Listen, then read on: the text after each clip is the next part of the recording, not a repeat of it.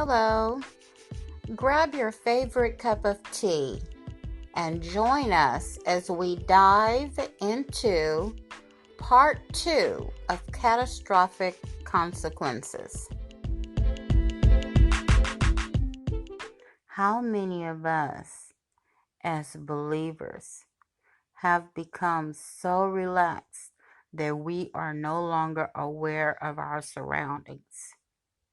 We're not aware of the fact that we are getting closer and closer and closer to falling, that we are in a dangerous position, that we are not, even aware about our rights being violated because we've become so relaxed. We're not aware that our rights as Christians, as believers, are being violated. For instance, I remember in school where every morning we said the Lord's Prayer. But then I remember when my children were coming along, you were no longer able to pray. You just had a moment of silence. So our rights are being violated. And many of us, as young people, young parents, we didn't know that we should speak up and say something about it. We had no knowledge that we should protest. We followed the lead of our elders. How many of our elders had fallen asleep and were not paying attention, or we as young people were not telling our elders, and so they didn't know how to react. They didn't know what was going on.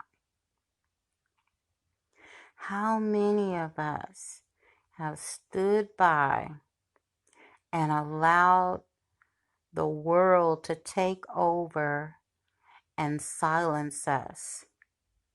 We can't share our faith in Jesus in the workplace, in the schools, on the courthouse grounds, on the street corner. You have to be careful. You'll get put off the bus if you start talking about Jesus. Our rights are being violated. We don't even have the right to remain gender separate in public restrooms. Have we fallen asleep?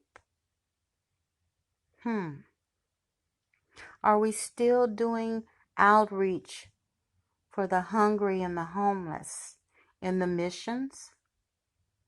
Are we still picking up the children in our neighborhood and taking them to church, even if we can't get the parents to go? A lot of times the parents, so they could have some time alone, they didn't want to go to church, but they send their children to church with us. Are we still picking up the kids? Are we still standing strong against domestic violence? Are we speaking up, or are we afraid now? Is our support system for parents still there even though our own children have left the nest? My youngest child is 40, but I still have time to talk to other children about Jesus. I remember when I used to have vacation Bible school in my home.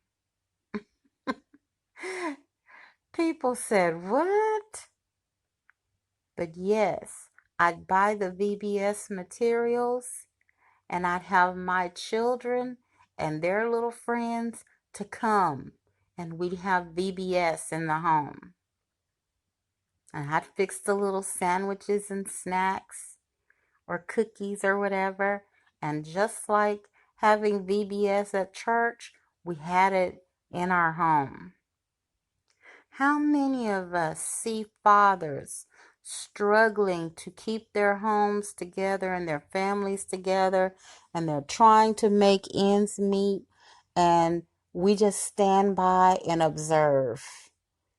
We don't offer any type of support. We don't shake $20 into that brother's hand, or 10, or 100, or whatever we have. You know, we don't offer him any kind of encouraging words or support. Well, I hope that you have been encouraged and enlightened. Join us next Saturday at 3 p.m. for Tea Time with Marcella as we continue with catastrophic consequences.